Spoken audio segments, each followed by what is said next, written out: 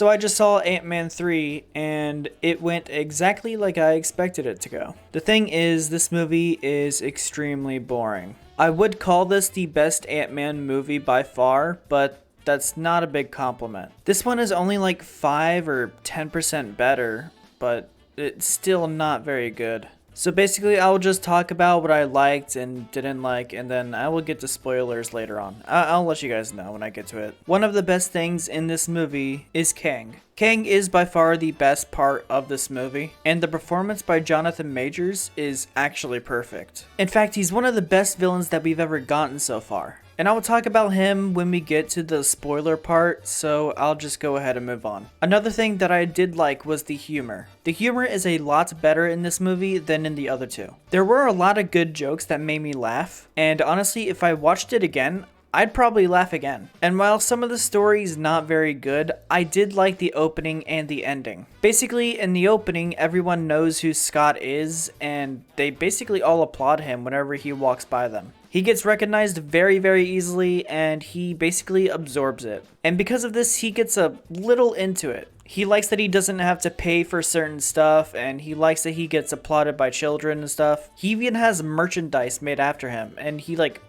smiles every time it happens. And that's not necessarily a bad thing, but of course he does get sucked into it, and it makes him seem really greedy. It's kind of hard to explain, but once you guys see the movie, you'll know what I'm talking about. And by the ending, he's still recognizable, but this time he actually holds it really dear to him because of how grateful he is to be alive and how he has the support that he does. However, those are the only things that I actually liked, so I'm gonna have to complain now. One of the worst things in this movie is the action. The action is horribly lazy, and in most of the scenes with action is either consumed by CGI, which, by the way, is not good, or the attacks are so fast and barely connect that you have no idea what the fuck is happening half the time. And while a lot of the actual script is pretty good, a lot of the lines are poorly delivered. And that's probably because I am pretty sure that these guys have officially stopped trying. Honestly, I wouldn't be surprised if they saw it and went, yeah, this is dog shit. I feel like all of these guys just wanted to get this movie over with and just not try at all. It even bugs me that Michael Douglas even stopped trying. Honestly, he was the best characters that I actually liked, and his performances is probably my favorite out of all of them. I might also like to point out that even Paul Rudd in particular is at his worst in this movie. However, out of everyone, there is only one person who clearly has given up, and that is Kate from Lost. I don't actually know how to say her name, so I just kind of said a character name that she played in, which is Lost, and yeah, I like Lost, so I referenced her from Lost. And anyways, okay, let's move on. She is very stale in this movie. She does not try at all. And like I said, I don't blame her because this movie is not good. Everyone has given up, and it's very distracting. And one of the worst things in this movie is the post-production. Like I said, the effects and the editing is horrible. So many shots do not stay as long as they should, and some of the effects are abysmal. However, the actual worst thing in this movie is the plot. Now, obviously, in order to talk about that, I have to go into spoilers now, so go to this time on the screen if you don't want anything spoiled. The main thing with this plot is that it is very cliche. Basically, Janet Van Dyne has this super traumatic story that she just can't bring herself to talk about. And then when she has to explain what's happening, she does the stupid ass cliche, "We don't have time. I can't explain right now. We have to go." Even though it is very important and it could probably help a lot. But never mind that. We don't have the time.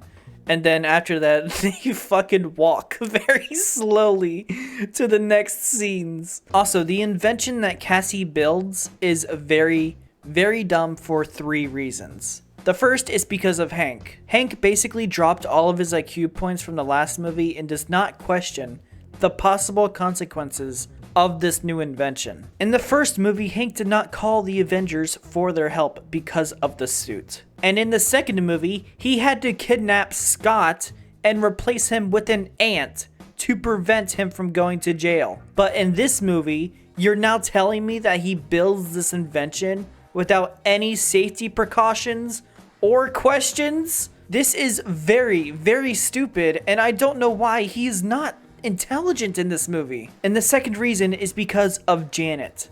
Basically, Hank and Cassie collectively worked on this invention together, and when they showed Scott this invention, because like I said, he's very invested in his now new public perception, Janet apparently didn't know about it either. Isn't Hank your fucking husband? You even live with him, and you're telling me that you had no idea where he was or what he was doing this whole time? What the fuck is going on? You should know where he's at. Everyone in this movie is stupid, and one of the worst characters is Bill Murray. You guys obviously know that Bill Murray is in this movie because of the trailer, and I was pretty excited to see him, but he is legit in one scene. And I'm not joking, he's legit only in one scene. It is one of the worst performances that I've ever seen from him. But nothing in this movie made me more irritated than MODOK. If you guys actually don't know, MODOK is in this movie, and apparently he was in the trailer, but like no one recognized him, especially me. But for this movie, he is played off as a joke. In the comics, MODOK is really important, and he's one of the most threatening and interesting villains in Marvel, and he comes across as a fucking laughingstock. This pisses me off so much, I cannot express. And the last thing that I did not like was Scott, the Ant-Man. Scott in this movie is overshadowed so fucking hard. If this movie was not titled Ant-Man and this was his first movie, you would not have a clue who the main character is. He gets overshadowed constantly, and it is very annoying.